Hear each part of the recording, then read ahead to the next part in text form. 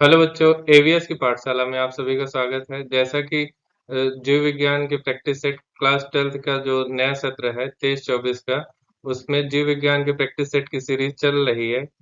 3 practice set कराए जा चुके हैं। आज उसी को आगे बढ़ाते हुए चौथा प्रैक्टिस सेट स्टार्ट करने जा रहे हैं, जो कि है मानव जनन यानी कि ह्यूमन रिप्रोडक्शन से।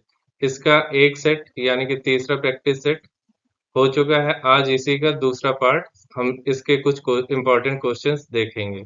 तो चलिए देखते हैं आज का पहला क्वेश्चन। पहला क्वेश्चन होगा बहुविकल्पीय प्रश्न, जो कि 1 नंबर का होगा। पहला क्वेश्चन है, शुक्र जनन किन किन कोशिकाओं में होता है? आपको सही जवाब देना है।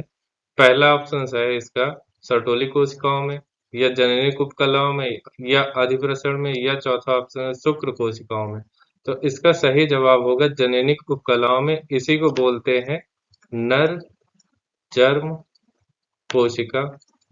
इसी को एक नाम से और जानते हैं, नर जन्म जर्म कोशिका। और शुक्र जनन के दो पार्ट होते हैं। इससे एक तो इसका फॉर्मेशन होता है और एक होता है सर्टोली कोशिका का। सर्टोली कोशिका। नर जर्म सेल में अर्धसूत्री विभाजन होता है। अर्धसूत्री विभाजन के पश्चात अर्धसूत्री विभाजन के पश्चात क्या कहते हैं, शुक्राणुओं का निर्माण होता है। अर्धसूत्री विभाजन होता है, जिसके पश्चात शुक्राणु का फॉर्मेशन होता है। और इन शुक्राणुओं को पोषण देने का कार्य किसका होता है? हमारे ये जो है सर्टोली कोशिका है।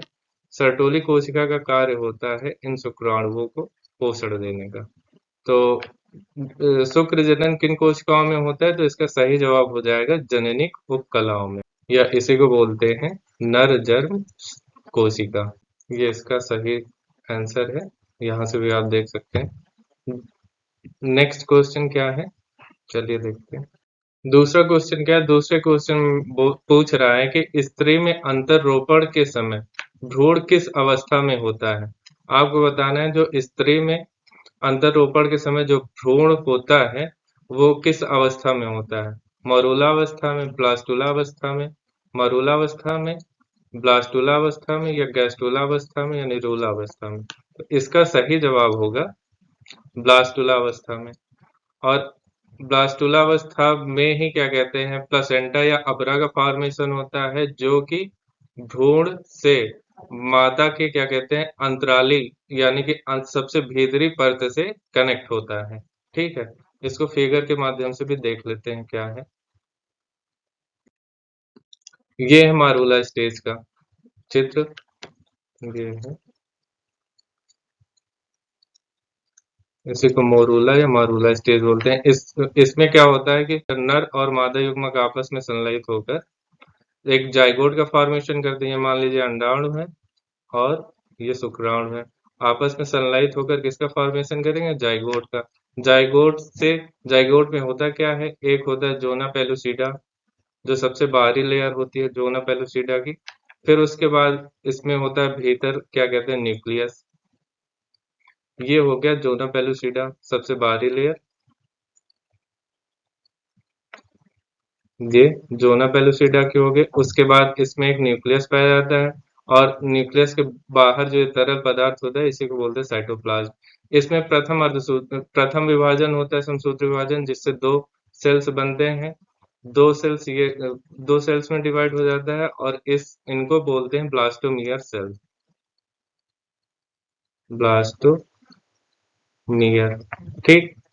पहले लंबवत होता है, फिर ये क्या कहते हैं इसी से क्या कहते हैं ऊर्ध्वाधर इसमें डिवीजन होता है। तो पहले लंबवत विभाजित होकर दो सेल का फॉर्मेशन करता है, फिर ऊर्ध्वाधर विभाजित होकर मीन्स कि उसी में 90 डिग्री का एक कोण बनाकर बी से डिवाइड हो जाता है, जिससे कि चार सेल का फॉर्मेशन हो जाता है। ये हो गए आपकी चार सेल्स का फॉर्मेशन हो जाता है। फिर इसमें क्या कहते हैं विभाजन होता है 4 से 8 और 8 से 16। ये 8 सेल हो गई और ये 16। ये 16 ही सेल क्या कहलाती है? मारूला अवस्था। मीन्स कि जाइगोट से 16 को सेल्स के फॉर्मेशन तक की क्रिया ही क्या कहलाती है? मारूला अवस्था। मारूला अवस्था के बाद आता है ब्लास्टुला स्टेज में क्या है, जब ये कई सारे कोशिकाओं का फॉर्मेशन हो जाता है तो धीरे धीरे ये जो जोना पेलुसिडा था, ये वाला लेयर, ये ब्लास्टुला स्टेज में आते आते धीरे धीरे खत्म होने लगती है। इसमें देखिएगा ये जो जोना पेलुसिडा का पार्ट है धीरे धीरे एकदम सकरा होता चला जा रहा है और लास्ट में एकदम खत्म हो जाता है। और यहीं से क्या कहते हैं, ये एक नाल जैसी संरचना निकलती है यहाँ से और वो जाकर भ्रूण से कनेक्ट हो जाती है। ठीक है, चलिए देखते हैं अगला क्वेश्चन। अगला क्वेश्चन है, ब्लास्टुला अवस्था में भ्रूण को सर्वप्रथम गर्भाशय से जोड़ने का कार्य निम्न में से कौन सी झिल्ली करती है? आपको बताना है इसका सही जवाब। एमनियन एमनियन द्वारा या अपरा कोरियन द्वारा या एलेटाइन्स द्वारा या योग सैक द्वारा। तो इसका सही जवाब है अपरा या कोरियन झिल्ली द्वारा। अभी इसका जवाब मैंने बताया है, ब्लास्टुला स्टेज में ये अपरा के द्वारा कनेक्ट हो जाता है। ठीक, नेक्स्ट क्वेश्चन, निम्न में से कौन सा हार्मोन मानव अपरा द्वारा स्रावित नहीं होता है? मीन्स कि आपको बताना है कि अपरा अपरा जो होता है उसके द्वारा कौन सा हार्मोन स्रावित नहीं होता है? HCG, एस्ट्रोजन या प्रोजेस्टेरॉन या LH? तो इसका सही जवाब होगा LH हार्मोन द्वारा। बाकी ये जो तीनों हार्मोन होते हैं ये क्या कहते हैं, मानव अपराध द्वारा स्रावित होते हैं। सिर्फ ये वाला हार्मोन, सिर्फ ये LH वाला स्रावित नहीं होता। तो यही गलत था और यही फिर सही हो जाएगा। मीन्स कि इसी का श्रावण नहीं होता इसके द्वारा। और LH को क्या बोलते हैं, लिटिनाइजिंग हार्मोन, जो कि पीयूष ग्रंथि द्वारा स्रावित होता है। बाकी के बारे में हम जान लेते हैं थोड़ा थोड़ा। HCG हार्मोन, इसका मतलब होता है human chorionic gonadotropin hormone. Human chorionic gonadotropin hormone का कार्य होता है गर्भावस्था के दौरान भ्रूण के विकास के लिए हार्मोन्स का उत्पादन करना। और नेक्स्ट था एस्ट्रोजन हार्मोन, एक प्रकार का सेक्स हार्मोन होता है जो कि महिलाओं के प्रजनन और यौन स्वास्थ्य को बनाए रखने के लिए काफी जरूरी होता है। और महिलाओं में पीरियड के दौरान एस्ट्रोजन हार्मोन्स के लेवल में उतार चढ़ाव के द्वारा ही ये निर्धारित होता है कि उनमें क्या कहते हैं, आर्तव चक्र या पीरियड्स आएंगे या नहीं। जब एस्ट्रोजन हार्मोन्स का स्तर काफी बढ़ जाता है तो पीरियड्स आना बंद हो जाता है। और यही कारण है कि प्रेगनेंसी के दौरान एस्ट्रोजन हार्मोन्स के लेवल में काफी अधिक मात्रा में बढ़ोतरी हो जाती है, जिससे कि क्या कहते हैं, महिलाओं में पीरियड्स का आना बंद हो जाता है। और दूसरा होता है प्रोजेस्टेरॉन हार्मोन। प्रोजेस्टेरॉन हार्मोन यह भी एक फीमेल हार्मोन होता है, मीन्स कि महिलाओं से संबंधित हार्मोन होता है। यह शरीर के संपूर्ण कार्यों को उत्तेजित करने के लिए, या शरीर के संपूर्ण कार्यों को उत्तेजित करने के लिए होता है। मीन्स कि जो भी शरीर से संबंधित कार्य हैं उनको उत्तेजित करने का कार्य करता है, जैसे ओवरी और एड्रिनल ग्रंथि हार्मोन को बनाने बनाने के लिए, जिससे कि बच्चे को कंसीव करने और प्रेगनेंसी के लिए शरीर को तैयार किया जा सके। यह कार्य होता है क्या, प्रोजेस्टेरॉन हार्मोन का। नेक्स्ट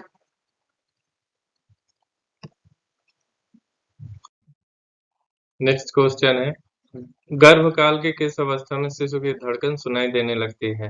पहला ऑप्शन है प्रथम तिमाही में, द्वितीय तिमाही में, तीसरा ऑप्शन तृतीय तिमाही में और चौथा है रोपण में। तो इसका सही जवाब होगा द्वितीय तिमाही में। मीन्स कि कहने का तात्पर्य यह है कि गर्भकाल के किस अवस्था में शिशु जो होता है उसकी धड़कन सुनाई देना स्टार्ट हो जाती है। तो उसका सही जवाब होगा कि द्वितीय तिमाही में भ्रूण की धड़कन मादा के उदर के ऊपर से सुनाई देने लगती है। मीन्स कि द्वितीय माह में गर्भकाल की द्वितीय तिमाही में शिशु की धड़कन सुनाई देना प्रारंभ हो जाती है। Next question. अच्छा, अगर आप लोगों को ये PDF फॉर्म में, यानी कि इन नोट्सों को आप लोगों को अगर चाहिए हो PDF, इनके PDF, तो आप ये QR कोड को स्कैन करिए और टेलीग्राम ग्रुप से हमारे डायरेक्ट जुड़ जाएंगे और ये सारे PDF आपको फ्री में अवेलेबल हो जाएंगे। या फिर आप क्या कहते हैं, ये जो लिंक है ये डिस्क्रिप्शन बॉक्स में आपको मिल जाएगी, इस पे आप क्लिक करेंगे और डायरेक्ट आप AVS की पाठशाला के टेलीग्राम ग्रुप से जुड़ जाएंगे और ये सारे PDF आपको क्या कहते हैं, फ्री में वहां पर अवेलेबल हो जाएंगे। अगले क्वेश्चन जो आने वाले हैं वो अति लघु टाइप के प्रश्न होने वाले हैं। वो प्रत्येक क्वेश्चन होंगे 2 नंबर के। पहला क्वेश्चन इसमें है, स्त्री जनन तंत्र में अंडोत्सर्ग के पश्चात अंडाशय से उत्सर्जित अंडाणु के संग्रह में उत्तरदायी भाग का नाम बताइए। मीन्स कि आपको बताना है कि अंडवाहिनियों द्वारा जो कि क्या कहते हैं अंडाणुओं का अंडाणु तो निकल जाते हैं, बट अंडाणु होते क्या है? जैसे कि शुक्राणु में पूंछ फॉर्म पाई जाती है, यानी कि इसमें पूंछ होती है जो कि इसके क्या कहते हैं गमन के लिए सहायक होती है, जबकि अंडाणु में ऐसी कोई व्यवस्था नहीं होती है कि वो गमन उसमें हो सके। तो उसके लिए क्या होता है, ये मान लीजिए स्त्री का जनन तंत्र की एक संरचना है। स्त्री जनन तंत्र का मान लीजिए एक ये आपको फिगर बनाकर बताने की कोशिश कर रहे हैं। क्योंकि अंडाणु तो अचल होते हैं जबकि शुक्राणु चल होते हैं, तो इनमें गमन के लिए क्या होता है, यहाँ पर एक झिल्लरी झालरनुमा संरचना पाई जाती है। इस संरचना को ये बोलते हैं झिल्लरी या झालर। ये संरचना यहाँ पर अंडाणु के जैसे फॉर्मेशन हुआ, ये यहाँ से ऐसे अंडाणु का फॉर्मेशन होता है, और ये इधर से इसके द्वारा क्या कहते हैं इन अंडाणुओं को खींच लिया जाता है। यहाँ से ये अंडाणु इधर मूव कर जाते हैं और धीरे धीरे धीरे यहाँ पर आकर पहुंच जाते हैं। कहाँ पर? अंडवानी या फैलोपियन नलिका में। और फैलोपियन नलिका में ही क्या निषेचन की प्रक्रिया संपन्न होती है। चलिए देखते हैं। तो इसका सही जवाब क्या हो जाएगा? अंडवानी या फैलोपियन नलिका या फैलोपियन ट्यूब भी बोलते हैं का झिल्लरी नुमा कीपक भाग, मीन्स कि ये जो भाग है ये कीप नुमा संरचना होती है, और ये जो स्ट्रक्चर है ये झालर के समान दिख रही होगी। यही झालर के समान संरचना ही क्या कहलाती है? झिल्लरी या झालर। और इसी के द्वारा क्या कहते हैं अंडोत्सर्ग के पश्चात अंडाशय से उत्सर्जित अंडाणु के संग्रह में उत्तरदायी भाग कौन सा हो जाएगा? फैलोपियन ट्यूब या झिल्लरी नामक संरचना। इसको बना देते हैं। ठीक। अगला क्वेश्चन है, तुम्बिका संकीर्ण पथ संधि का मादा जनन नाल में क्या महत्व है? मीन्स कि आपको बताना है कि जो तुम्बिका का संकीर्ण पथ होता है उसका मादा का जनन नाल होता है, उसमें उसका क्या महत्व होता है, इम्पोर्टेंस उसका बताना है। ठीक। तो फैलोपियन नलिका में तुम्बिका एक पार्ट होता है जो कि क्या कहते हैं ट्यूब नुमा एक संरचना होती है। ये ऐसी संरचना होती है। यहाँ पर ये पार्ट कहलाता है क्या आपका? तुम्बिका। तुम्बिका। और तुम्बिका पार्ट में ही क्या निषेचन का कार्य संपन्न होता है। यहीं पर अंडाणु मादा का जो अंडाणु होता है अंडाणु भाग आता है, और ये नर से शुक्राणु आता है। नर का शुक्राणु मादा का अंडाणु यहीं पर फ्यूज्ड होते हैं और एक निषेचन की क्रिया संपन्न करके एक युग्मनज यानी कि जाइगोट का फॉर्मेशन करते हैं। तो निषेचन की क्रिया कहाँ पर संपन्न होती है? महिला के जनन नाल के तुम्बिका भाग में, या क्या कहते हैं अंडवाहिनी के अंड नाल के तुम्बिका पार्ट में।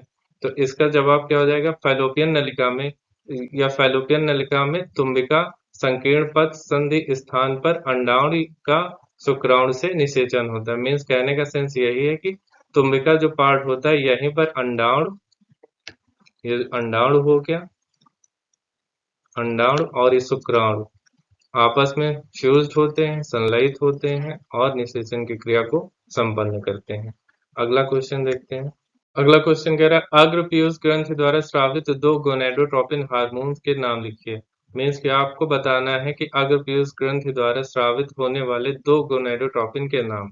तो उसमें पहला हो जाएगा ल्यूटिनाइजिंग हार्मोन जिसको एलएच हार्मोन भी बोलते हैं, और दूसरा हो जाएगा पीएसएच या फॉलिकल स्टिमुलेटिंग हार्मोन। तो इसका सही जवाब हो जाएगा क्या?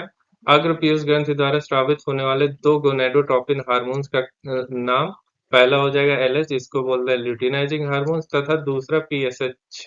पीएसएच को ही फॉलिकल स्टिमुलेटिंग हार्मोन्स भी बोलते हैं। चलिए देखते हैं अगले क्वेश्चन को। अगला क्वेश्चन क्या है?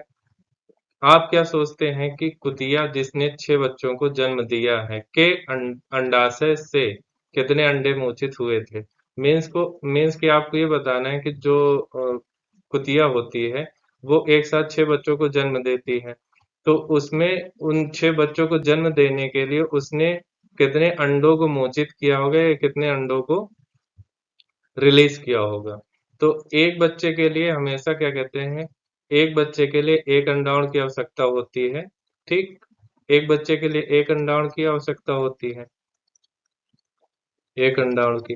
तो अगर वो 6 बच्चों को जन्म दे रही है तो उसने लगभग कितने, 6 अंडे या अंडों को मोचित किया होगा, 6 अंडों को या अंडाणुओं को मोचित किया होगा। ठीक, चलिए देखते हैं अगला क्वेश्चन क्या है। अगला क्वेश्चन है लघु उत्तरीय प्रश्न जो कि 3 नंबर का होने वाला है। इसमें पहला क्वेश्चन देखते हैं। शुक्राणु में एक्रोसोम का क्या महत्व है? मीन्स कि आपको बताना है कि जो शुक्राणु का चित्र होता है उसमें शुक्राणु की जो संरचना होती है उसमें एक्रोसोम जो सबसे शीर्ष के सबसे अग्र भाग में स्थित होता है उसका क्या महत्व है।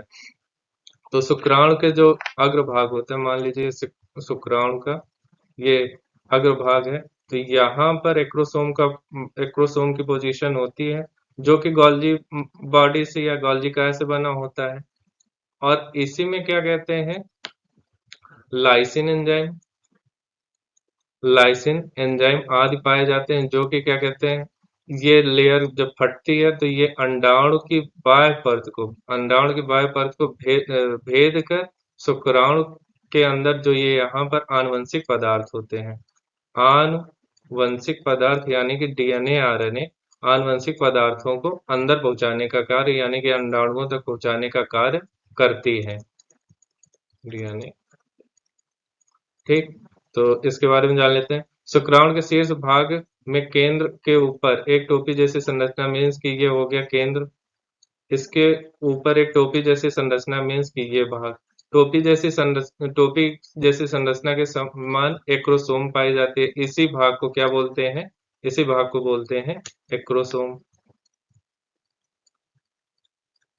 इसी को बोलते हैं एक्रोसोम। और एक्रोसोम पाई जाती है, इससे स्रावित हाइलुरोनिडेज एंजाइम तथा लाइसिन एंजाइम मादा अंडाणुओं के बाहर उपस्थित द्वितीयक भित्ति को भेदने का कार्य करते हैं। ठीक, मीन्स कि जैसे बताया कि लाइसिन एंजाइम क्या कहते हैं, कोई ये अंडाणु है मादा का, तो इसकी बाह्य भित्ति को भेदने का कार्य ये करते हैं, जिससे शुक्राणु अंडाणु में प्रवेश कर जाता है और उसे निषेचित कर देता है।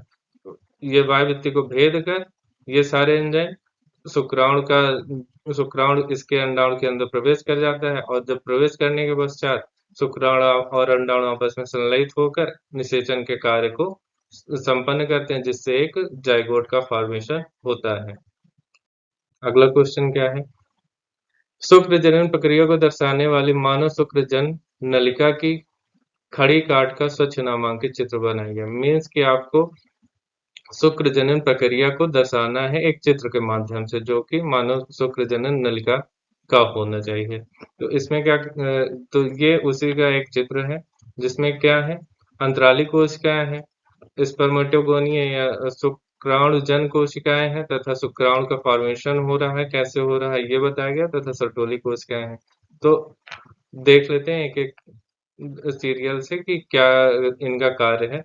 अंतराली कोशिकाओं में क्या होता है कि इसी में शुक्राणु जब परिपक्व हो जाते हैं, परिपक्व शुक्राणु अंतराली कोशिकाओं में आकर इधर उधर घूमना स्टार्ट कर देते हैं, और इस शुक्रजन को या स्पर्मेटोगोनिया शुक्रजन या स्पर्मेटोगोनिया में ही प्रथम समसूत्री विभाजन होता है, फिर उसके पश्चात 2 बार अर्धसूत्री विभाजन होता है, अर्धसूत्री विभाजन होने के पश्चात शुक्राणुओं का फॉर्मेशन होता है। मीन्स कि शुक्राणु जन्म में समसूत्री एक बार,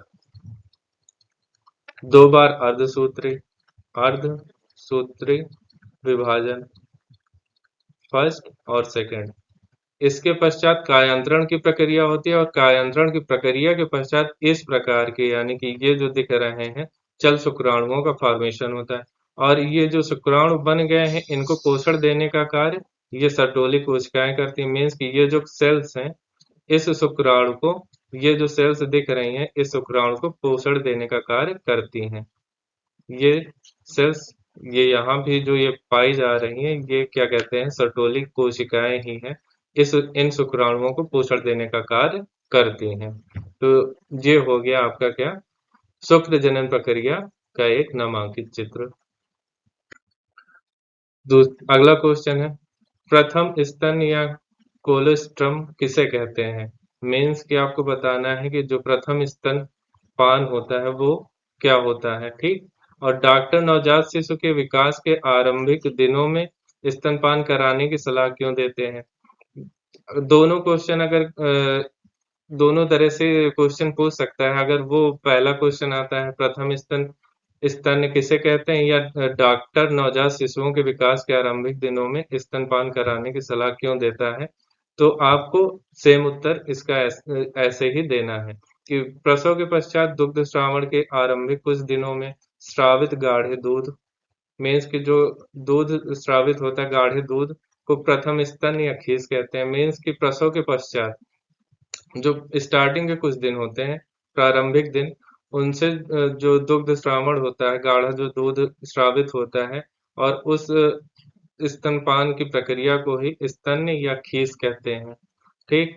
पोषक तत्वों की प्रचुरता के अतिरिक्त इनमें कई प्रकार के प्रतिरक्षी समाहित होते हैं। मीन्स कि इसमें पोषक तत्व की तो मात्रा होती है प्रचुर मात्रा, इसके पश्चात प्रतिरक्षी तत्व भी समाहित रहते हैं, जिससे कि उसमें किसी प्रकार के रोग होने से प्रतिरक्षी तंत्र उसका सुरक्षा करता है, ठीक।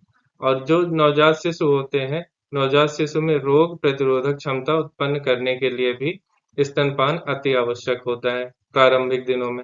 यही कारण है कि डॉक्टर एक स्वस्थ शिशु की समुचित वृद्धि एवं विकास के लिए प्रसव के बाद आरंभ के कुछ दिनों तक शिशु को स्तनपान कराने की सलाह देता है।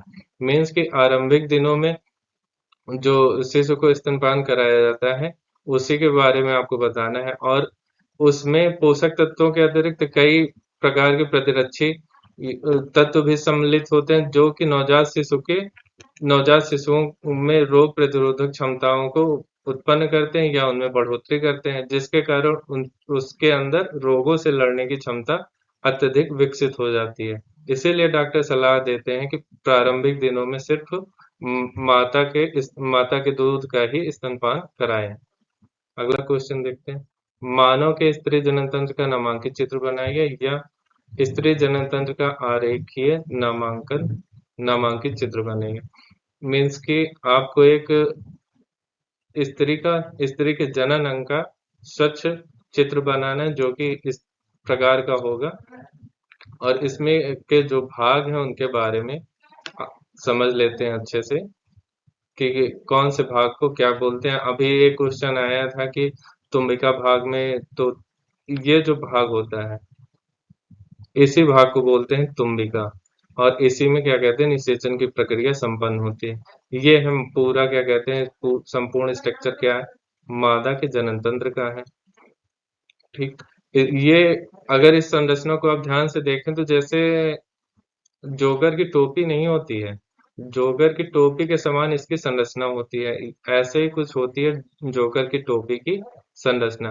अगर आपको याद रखने में कोई दिक्कत हो रही हो कि इसकी मादा के जनन तंत्र की संरचना कैसी होती है, तो आप एज्यूम कर लीजिएगा कि जैसे जोगर की टोपी होती है, ठीक उसी के प्रकार मादा के जनन तंत्र की संरचना होती है। ऐसे ही ये संरचना कुछ दिख रही होगी। इसमें सबसे प्रारंभ में योनि होता है, ठीक। और उसके आगे ग्रीवा नाल होता है।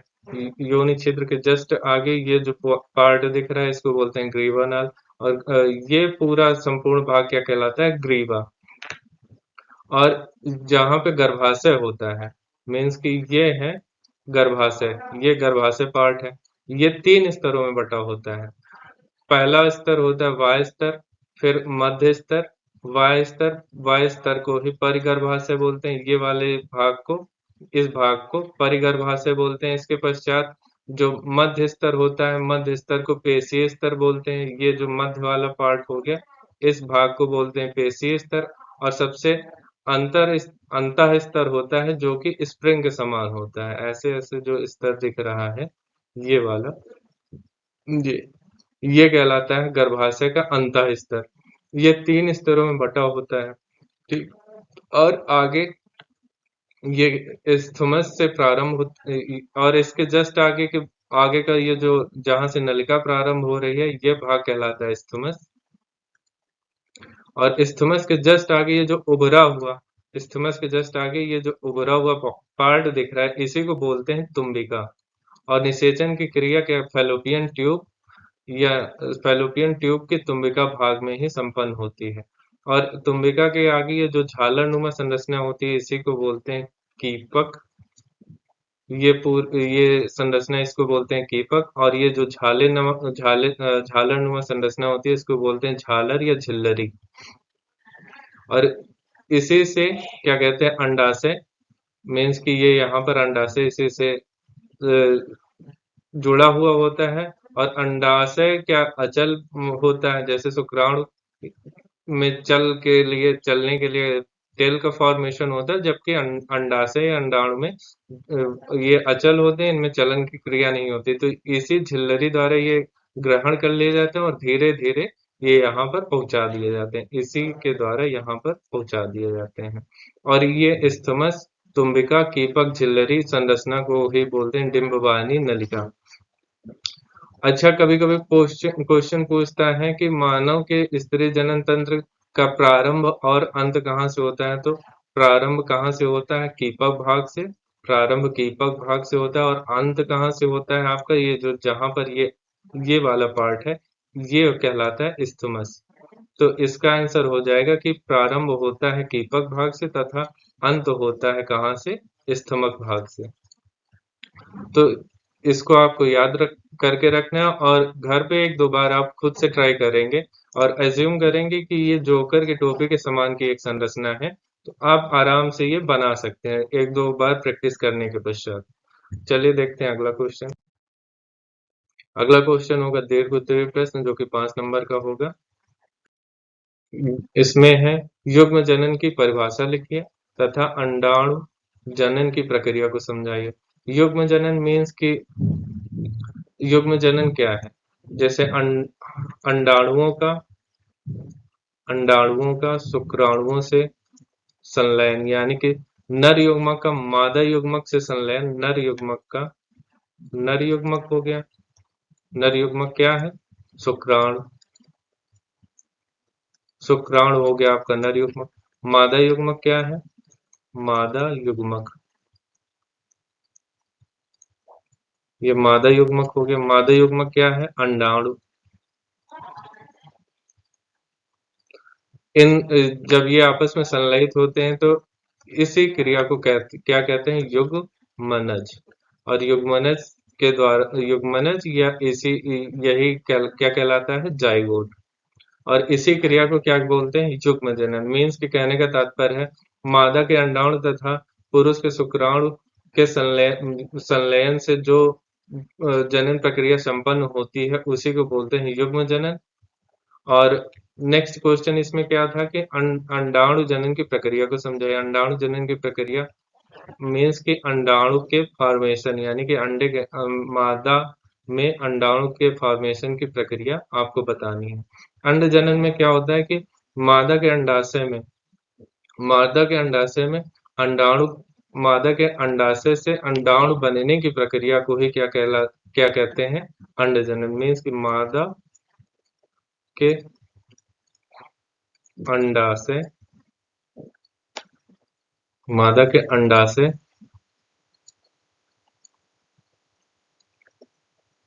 मादा के अंडाशय से अंडाणु अंडाणु बनने की प्रक्रिया क्या कहलाती है अंड जनन कहलाती है। मादा के अंडाशय से अंडाणु बनने की प्रक्रिया अंड जनन कहलाती है। इसके इसकी डेफिनेशन भी देख लेते हैं। अंड जनन की डेफिनेशन मादा में अंडाशयों की जननिक उपकलाओं की प्राथमिक जननिक कोशिकाओं में अर्धसूत्री विभाजन द्वारा अगुणित अंडाणु बनने की प्रक्रिया को ही अंड जनन कहते हैं। कहने का तात्पर्य वही है कि मादा के अंडाशय में अंडाणु बनने की प्रक्रिया जो कि जननिक उपकलाओं के जननिक उपकलाओं की प्राथमिक जनन कोशिकाओं में अर्धसूत्री विभाजन के फलस्वरूप संपन्न होती है जिससे कि क्या कहते हैं अंडाणुओं का फॉर्मेशन होता है। और इसी प्रक्रिया को क्या बोलते हैं अंड जनन। ठीक अंड जनन की प्रक्रिया निम्नलिखित 3 भागों में विभक्त की गई है। जैसा कि इसके पहले भी वाले वीडियो में हमने शुक्र जनन के बारे में डिस्कस किया था। शुक्र जनन को भी 3 भागों में विभक्त किया गया था, गुड़न प्रवस्था, वृद्धि प्रवस्था और परिपक्वन प्रवस्था। उसी प्रकार से जो अंड जनन की प्रक्रिया है, ये भी 3 भागों में विभक्त होगी। पहली पहला जो भाग होगा गुड़न प्रवस्था होगा, फिर उसके बाद आएगा वृद्धि प्रवस्था और वृद्धि प्रवस्था के पश्चात आएगा परिपक्वन अवस्था, जिससे कि एक मैच्योर अंडाणु का निर्माण होता है। चलिए देखते हैं तीनों भाग के बारे में। पहला है क्या? गुड़न प्रवस्था। गुड़न प्रवस्था में क्या होता है कि अंडाणु मात्र कोशिका, एक मदर सेल जिसको बोलते हैं, अंडाणु मात्र कोशिका में गुड़न प्रारंभ हो जाता है। मीन्स कि इसमें समसूत्री विभाजन होता है, और समसूत्री विभाजन के बारे में हमने पहले ही बात की थी कि अगर ये द्विगुणित है तो इससे जो भी कोशिकाओं का निर्माण होगा वो भी दो गुणित होंगी। मीन्स कि अगर ये द्विगुणित है तो इससे समसूत्री विभाजन के पश्चात जितनी भी कोशिकाएं निर्मित होंगी वो भी कैसी होंगी? द्विगुणित। तो गुणन प्रवस्था में ये अंडाणु मात्र कोशिका कई बार अपने में समसूत्री विभाजन करके कई सारी कोशिकाओं का निर्माण कर लेती है, जिसके पश्चात एक क्या कहते हैं, कई सारी अंडाणु मात्र कोशिकाओं का निर्माण हो जाता है। कई सारी अंडाणु मात्र कोशिकाएं एकत्रित हो जाते हैं, और इसके पश्चात आता क्या है? वृद्धि प्रवस्था। वृद्धि प्रवस्था में क्या होता है? वृद्धि प्रवस्था में ये अंडाणु मात्र कोशिका पोषक तत्वों को ग्रहण कर लेती हैं, और पोषक तत्वों को ग्रहण करने के पश्चात ये आकार में काफी फूल जाती है। मीन्स कि ये हो गया आपका अंडाणु मात्र से कोशिका। ये जब कई सारे पोषक तत्वों को इकट्ठा करके अपने आकार में वृद्धि कर लेती हैं, जिससे प्राथमिक अंडक का निर्माण होता है। और ये फूली हुई कोशिका यानी कि वृद्धि की हुई कोशिका, इन्हीं को बोलते हैं प्राथमिक अंडक, इसी को बोलते हैं प्राथमिक अंडक। अब प्राथमिक अंडक में प्रथम अर्धसूत्री विभाजन होता है। मीन्स कि इस कोशिका में पहली बार अर्धसूत्री विभाजन होगा, जिससे कि ये भी दो भागों में बटेगा। अब अर्धसूत्री विभाजन के बारे में जान लेते हैं। मान लीजिए कोई सेल है, ये इस द्विगुणित है, तो अर्धसूत्री विभाजन के पश्चात बनी कोशिकाएं कैसी होती हैं? अगर ये द्विगुणित है तो इससे जो भी कोशिकाओं का निर्माण होगा वो होंगी कैसी? अगुणित। मीन्स कि अगर यहाँ पर ये प्राथमिक अंडक में अर्धसूत्री विभाजन हो रहा है तो इससे जो बनेगा द्वितीय अंडक, मीन्स कि इससे जो द्वितीय अंडक बन रहा है ये अगुणित होगा, और इसके साथ एक अगुणित कोशिका और बनेगी। मीन्स कि इस विभाजन के फलस्वरूप एक से दो कोशिकाओं का निर्माण होता है, तो जिसमें प्राथमिक कोशिका क्या हो जाएगी? द्वितीय अंडक का निर्माण कर देगी, तथा जो दूसरी वाली कोशिका होती है, प्राथमिक अंडक में जब अर्धसूत्री विभाजन होता है तो एक क्रिया और होती है कि जो एक कोशिका होती है वो बड़ी होती है, तथा उसी के साथ जो दूसरी कोशिका का निर्माण होता है वह एक जो पहली कोशिका है उसके कंपेयर में थोड़ा छोटी होती है। ठीक है, तो इस कोशिका को बोलते हैं, जो छोटी कोशिका है इसको बोलते हैं प्राथमिक ध्रुवीय कोशिका। इसको बोलते हैं प्राथमिक ध्रुवीय प्राथमिक ध्रुवीय कोशिका। और जो बड़ी कोशिका होती है उसको बोलते हैं अंडक। और इसमें फिर से एक बार विभाजन की क्रिया संपन्न होती है, जिससे द्वितीय अंडक से एक क्या कहते हैं, मैच्योर अंडाणु का फॉर्मेशन हो जाता है। मीन्स कि ये जो संरचना दिख रही है अब, यही अंडाणु कहलाती है। मीन्स कि ये तीन चरणों में होती है। पहला क्या हो गया? गुणन प्रवस्था। दूसरा क्या हो गया? वृद्धि प्रवस्था। और ये जो वृद्धि प्रवस्था के पश्चात अर्धसूत्री विभाजन जहां से स्टार्ट हुआ है, ये यहाँ ये फेज क्या कहलाता है? परिपक्व अवस्था। ये तीन भागों में संपन्न होती है। तो पहला क्या कहते हैं? प्राथमिक अंडक में अर्धसूत्री विभाजन के पश्चात द्वितीय अंडक का निर्माण होता है। द्वितीय अंडक के साथ इसमें एक छोटी कोशिका का निर्माण होता है, जिसको प्राथमिक ध्रुवीय कोशिका कहते हैं ये। और द्वितीय अंडक प्राथमिक ध्रुवीय कोशिका दोनों अगुणित होती हैं, और द्वितीय अंडक में एक बार फिर से विभाजन की क्रिया संपन्न होती है, जिससे कि दो कोशिकाओं का निर्माण होता है। एक कोशिका बना देती है क्या, जो बड़ी कोशिका का निर्माण होता है वो बनाती है अगुणित अंडाणु का फॉर्मेशन करती है। और जो दूसरी छोटी कोशिका का निर्माण होता है, मीन्स कि ये वाली कोशिका, ये क्या कहलाती है, द्वितीय ध्रुवीय कोशिका। ये द्वितीय ध्रुवीय कोशिका का निर्माण करती है। अच्छा, कभी कभी क्या कहते हैं, प्राथमिक ध्रुवीय कोशिका, इस वाली कोशिका में विभाजन प्रारंभ हो जाता है, जिसके पश्चात इससे दो कोशिकाओं का और निर्माण हो जाता है। और ये आपस में दो कोशिकाओं का निर्माण होता है। और ये ध्रुवीय कोशिका, जो द्वितीय ध्रुवीय कोशिका थी ये वाली, और ये जो प्राथमिक ध्रुवीय कोशिका के द्वारा दो कोशिकाएं आपस नई जो निर्मित हुई हैं, ये वाली, ये जो ध्रुवीय कोशिकाएं, प्राथमिक ध्रुवीय कोशिकाओं के विभाजन के फलस्वरूप दो कोशिकाओं का निर्माण हुआ, आपस में तीनों संलयित होकर एक तृतीय ध्रुवीय कोशिका, मीन्स कि ये तृतीय ध्रुवीय कोशिका का निर्माण कर लेती है। ठीक। और यही क्या है, अंड जनन की प्रक्रिया। वृद्धि प्रवस्था में क्या होता है देख लेते हैं। वृद्धि प्रवस्था में वृद्धि प्रारंभ होती, वृद्धि प्रवस्था बहुत लंबी होती है, मीन्स कि ये जो ग्रोथ फेज होता है ये थोड़ा लंबी होती है। और अंडाणु मात्र कोशिका, अंडाणु मात्र कोशिका अंड जनन कोशिका या ओगोनियम में विभेदित होकर वृद्धि प्रवस्था में प्रवेश कर जाती है। और ये अधिक मात्रा में पोषक पदार्थों को संचयित करके आकार में वृद्धि कर लेती है। जैसे कि मैंने बताया कि अंडाणु मात्र कोशिकाएं जो होती हैं, यही क्या कहते हैं, कई पोषक तत्वों को संग्रहित करके, पोषक तत्वों को संग्रहित करके अपने आकार में बढ़ोतरी कर लेती हैं। और वृद्धि करके इससे पूर्व अंडाणु कोशिका या प्राथमिक, जिससे वृद्धि करने के पश्चात क्या, प्राथमिक प्राथमिक अंडक या प्राथमिक oocyte का फॉर्मेशन हो जाता है। इससे पूर्व अंडाणु कोशिका या इसी को बोलते हैं प्राथमिक अंडक या प्राथमिक oocyte कोशिका। ठीक है, इसका निर्माण हो जाता है। और अगली अवस्था क्या, परिपक्वन अवस्था। परिपक्वन अवस्था में क्या होता है, परिपक्वन अवस्था में ग्राफियन पुटिका के परिपक्व होने के बाद इसमें उपस्थित प्राथमिक अंडक, मीन्स की प्राथमिक अंडक ये हो गया आपका प्राथमिक अंडक।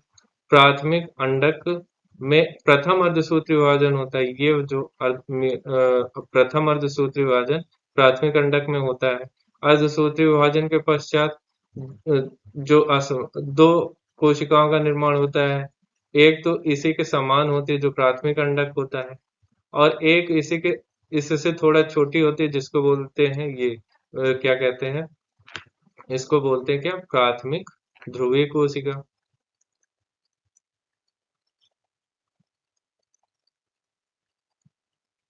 प्राथमिक ध्रुवीय कोशिका।